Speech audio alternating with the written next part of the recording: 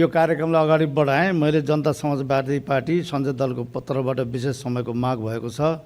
उक्त समय बोल्न माननीय निर्मला लिम्बुलाई म समय दिन्छु। समय 10 मिनट।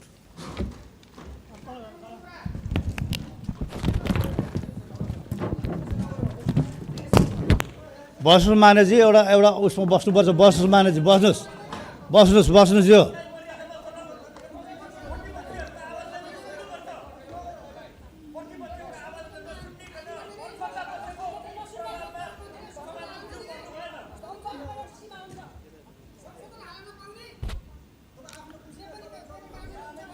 संशोधन हाल्न रोकेको छैन मानेजी। यहाँले संशोधनै ल्याउनु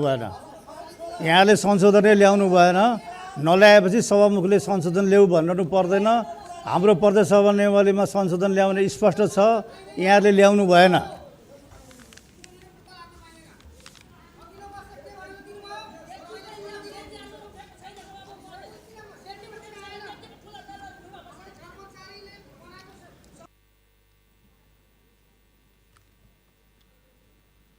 अब यहाँले भनेको कुरामा ध्यान पुगेर मैले अहिले पढेको रिडिङ पेपरमा